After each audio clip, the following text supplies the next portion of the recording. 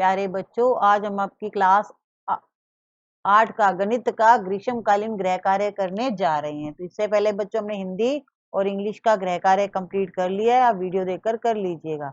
तो बच्चों शुरू करते हैं। आपको सोचकर बताना है कि वह कौन सी संख्या है जिसका किसी भी संख्या से गुणा करने पर उत्तर सदैव शून्य आता है। तो बच्चों वो संख्या शून्य ही है, क्योंकि जीरो को हम जिससे भी गुणा करते हैं उत्तर शून्य में ही आता है। दूसरा प्रश्न है, वह कौन सी संख्या है जिसका प्रत्येक संख्या में भाग जाता है। बच्चों एक वह संख्या है जिसका प्रत्येक संख्या में भाग जाता है। तीसरा है, ऐसे कुल कितने अंक है जिनका 4 से गुणा करने पर इकाई का अंक 4 ही प्राप्त होगा।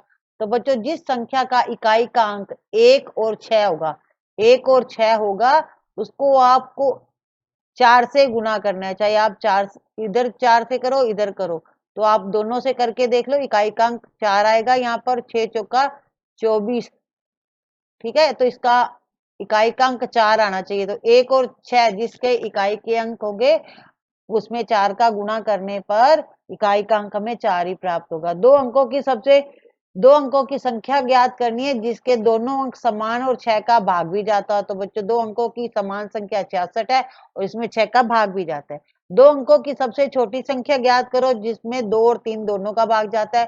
तो बच्चों वो छोटी संख्या 2 अंकों की है 12, जिसमें 2 का भी भाग जाता है और 3 का भी भाग जाता है। अगला है, किसी संख्या का 10 गुना प्राप्त करने के लिए उसको किस संख्या से गुणा करना पड़ता है। बच्चों 10 से ही गुणा करना पड़ता है। अगला प्रश्न है, किसी संख्या का चौथाई प्राप्त करने के लिए किस संख्या से भाग देना होगा। 4 से। अगली वर्कशीट है बच्चों, यदि एक डिब्बे में 6 कप आते हैं तो बताइए 7 डिब्बों में कितने कप पाएंगे। तो बच्चों आपको गुना करना है 6 और 7 का, 7 6 होता है 42। तो इसका ऑप्शन नंबर को है। एक दर्जी 3 घंटे में एक ड्रेस सिलता है स्कूल की।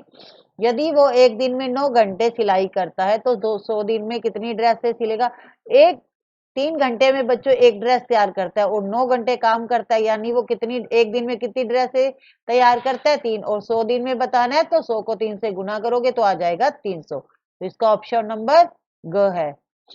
सुचेता के पापा एक पार्क में सुबह 3 और शाम को 2 चक्कर लगाते हैं। तो एक दिन में टोटल कितने चक्कर लगाते हैं। 5 चक्कर। और अगस्त के महीने में हर दिन इसी तरह चक्कर लगाए तो बताना है आपको पूरे महीने में कितने चक्कर लगेंगे। तो अगस्त के महीने में बच्चों 31 दिन होते हैं और एक दिन में वो 5 चक्कर लगाते हैं। तो 31 को आप 5 से गुना करोगे तो आ जाएगा आपका 155। चौथा प्रश्न है, भावना ने 30 तकिए के कवर खरीदे। एक कवर की कीमत 60 रुपए, तो 30 की कितनी होगी बच्चों। 30 गुना 60 या 60 गुना 30 करोगे तो 1800 आएगा इसका ऑप्शन। कमला प्रतिदिन 15 मटके बनाती है और 70 दिन तक वो मटके बनाती है, तो कुल कितने मटके बनेगी। तो 70 को 15 से गुना करना है तो आएगा बच्चों 1050। 70 दिनों में वो मटके बनाएगी 1050। अगला प्रश्न है, एक बगीचे में पेड़ों की 22 पंक्तियां हैं। यदि प्रत्येक पंक्ति में 15-15 पेड़ हो तो बताएं कि बगीचे में कुल कितने पेड़ हैं। तो 22 को आपको बच्चों 15 से गुना करना है तो आएगा 330 पेड़। एक मधुमक्खी के 6 पैर है तो 15 मधुमक्खियों के कितने पैर होंगे। 15 छिके 90। एक दर्जन केले की कीमत 45 रुपए है तो 25 दर्जन केले की कीमत क्या होगी। 45 को 25 से गुना करेंगे तो बच्चों उत्तर आ जाएगा 1125। अगली वर्कशीट है बच्चों, गुणनखंड और सार्वगुणनखंड। तो आपको पहला प्रश्न बताना है, कौन सी संख्या 40 के गुणनखंड नहीं है, यानी कि वो 40 के ऐसे पहाड़े आपको बताना है जिसमें 40 नहीं आता है, ठीक है। तो यहाँ पर सर्कल लगे हुए, 3 के पहाड़े में नहीं आता है, 6 में नहीं आता, 7 में नहीं आता, 9 में, 11 12 13 14 15 16 17 18, इन किसी में भी बच्चों 40 नहीं आता है पहाड़े में, आपको बताना है। दूसरा प्रश्न है, सही विकल्प पर सही का निशान लगाना है। 20 और 60 के सार्वगुणनखंड, यानी ऐसी संख्या ढूंढनी है जो 20 जिसके पहाड़े में 20 भी आता है और 60 भी आता हो, ठीक है। तो 10 ऐसा पहाड़ा है जिसमें 20 और 60 दोनों आते हैं। 16 और 24, तो इसका सार्वगुणनखंड बच्चों 4 है, क्योंकि 4 के पहाड़े में 16 भी आता है, 24 भी आता है। और 22 और 44 बच्चों 11 के पहाड़े में आते हैं। 25 और 35 के सार्वगुणनखंड 5 है। तीसरा प्रश्न है, इनमें से कौन सा 140 का गुणनखंड है, यानी कि इस पहाड़े में 140 आता है। तो 12 में नहीं आता बच्चों, 28 में आता है। ठीक है, इसका ऑप्शन 28 है। दूसरा, इनमें से कौन सी संख्या 555 का गुणनखंड है? तो बच्चों 5 है। अगला है, इसमें से कौन सा 276 का गुणनखंड नहीं है? तो बच्चों 33 है, बाकी सब पहाड़े में 276 आता है। चौथा प्रश्न है, आपको दी गई संख्याओं के गुणज और गुणनखंड लिखने हैं। गुणज मतलब वो पहाड़ा चलाना है आपको आगे, और गुणनखंड मतलब किस किस पहाड़े में आते हैं, 12। तो सबसे पहले गुणनखंड आएंगे, 1 के पहाड़े में आता है, 2 में, 3 में, 4, 6 और 12, इन सभी में बच्चों 12 आता है। और इसका गुणज यानी आपको 12 का पहाड़ा लिखना है, 5 तक, 12 5 60 तक चलाना है। और 25 किस किस पहाड़े में आता है? 1 में आता है, 5 में और फिर 25 में आता है। और 25 का पहाड़ा आपको लिखना है। 44 1 में आता है, 2 में बच्चों 4 के पहाड़े में आता है और 11 में आता है, 22 दूना 44 होता है और 44 के पहाड़े में तो आता ही है। और आपको 44 का पहाड़ा लिखना है, 5 तक हमें ऊपर लिखा हुआ है, 5 संख्या तक। अब आजे गुणनखंड करने हैं बच्चों 228 का। तो सबसे पहले 2 से भाग करेंगे तो आएगा 114। फिर बच्चों 2 से भाग करेंगे तो 57 आएगा। 3 के पहाड़े में आता है 57, 19 नंबर पे। तो लास्ट में 19 किसी पहाड़े में नहीं आता, तो 19 से कम 19। ये बच्चों 135 के अभाज्य गुणनखंड किए हुए हैं। इसी तरह से 225 के भी गुणनखंड किए हुए अभाज्य। अगला प्रश्न है, मैं 90 की गुणज हूँ और 500 और 600 के बीच में आती हूँ, मैं 60 की भी गुणज हूँ।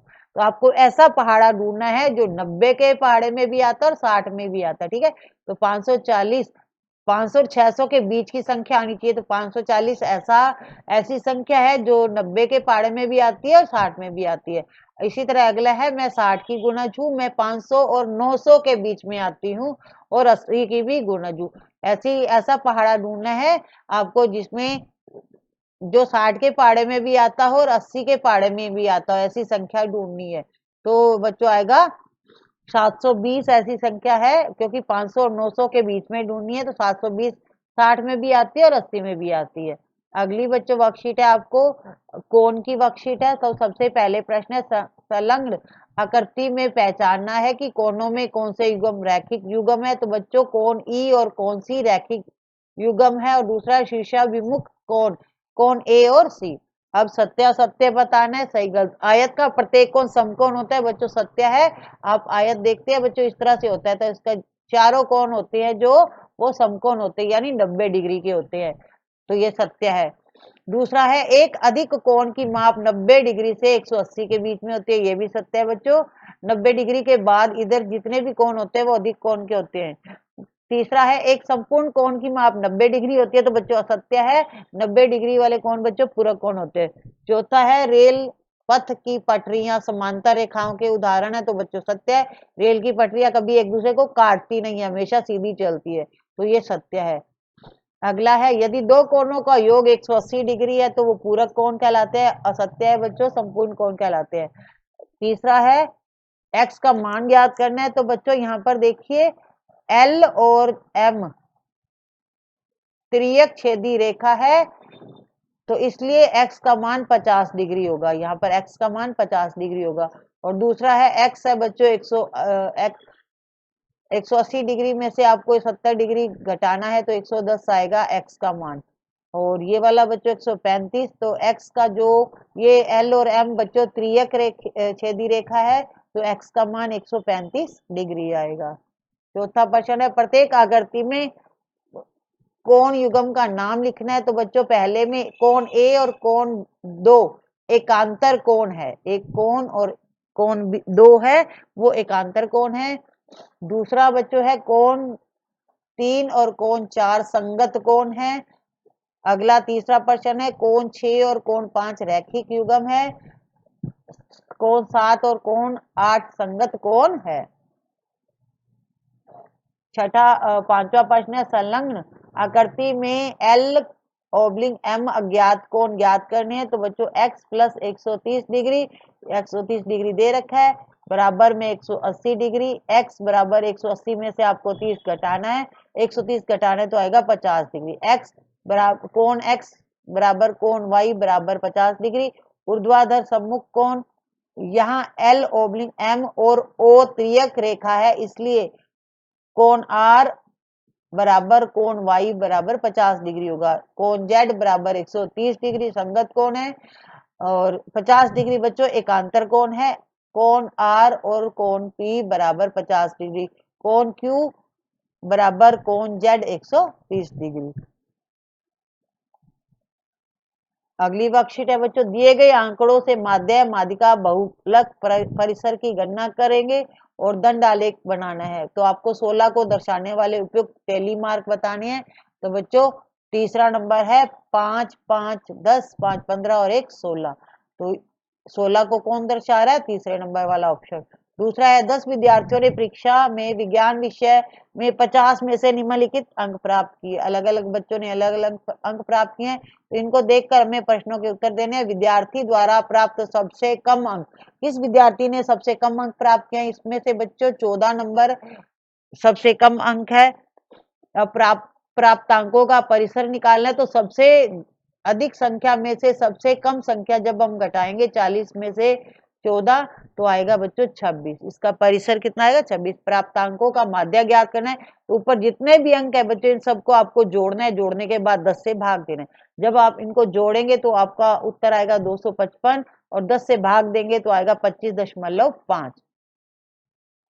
अब बताना है कितने विद्यार्थियों ने माध्य से कम अंक प्राप्त किए, यानी 25.5 से कितने बच्चों ने कम अंक प्राप्त किए हैं। तो बच्चों टोटल यहाँ पे देखो 25, 15, 2, 20, 3, 17, 4 और 14, 5 और ये 23, 6 विद्यार्थियों ने माध्य से कम अंक प्राप्त किए। अब बच्चों दंडालेख देखेंगे, इसमें हिंदी और अंग्रेजी विषय में प्राप्तांकों की सूची दी हुई है, तो ध्यानपूर्वक देखते हुए प्रश्नों के उत्तर देने हैं। तो बच्चों ये जो खाली बना हुआ है ये तो है आपका अंग्रेजी का, और जो ये फिल किया हुआ है वो है हिंदी का। तो इनको देख के आपको प्रश्नों के उत्तर देने हैं। अंग्रेजी में अधिकतम यानी सबसे ज्यादा अंक किसे प्राप्त हुए बच्चों? तो अंग्रेजी में बिंदु को सबसे ज्यादा अंक प्राप्त हुए। ये देखो खाली वाला बॉक्स है, तो बिंदु को सबसे ज्यादा। किस विद्यार्थी के दोनों विषयों में समान अंक है? तो बच्चों बिंदु के दोनों हिंदी और अंग्रेजी दोनों में बराबर अंक है। हिंदी विषय में न्यूनतम यानी सबसे कम अंक किसे प्राप्त हुए हिंदी में? तो बच्चों हिंदी में अंक प्राप्त कम हुए रीना को, बाकी सबके हिंदी में ज्यादा है, रीना को कम मिले। किस छात्र के दोनों विषयों में प्राप्त अंकों का अंतर सर्वाधिक है? तो बच्चों अजय के अंग्रेजी और हिंदी में दोनों में बहुत डिफरेंस है नंबरों में। ठीक है, तो इस तरह से हमारा आज मैथ का जो होमवर्क था वो कंप्लीट हुआ है। इंग्लिश और हिंदी हमने बना दिया। वीडियो देखकर अपना होमवर्क कंप्लीट कर लीजिएगा और प्रैक्टिस भी करते रहिएगा, ताकि जब आप स्कूल जाएंगे तो आपको कोई प्रॉब्लम ना, आप ऑलरेडी काम करके गए होंगे तो आपको जब क्लास लगेगी तो अच्छी तरह से समझ में आएगा। और आपको कोई प्रॉब्लम आती है तो आप हमारा टेलीग्राम चैनल ज्वाइन कर सकते हैं और अपने समस्या का समाधान पूछ सकते हैं। Thank you, have a good day.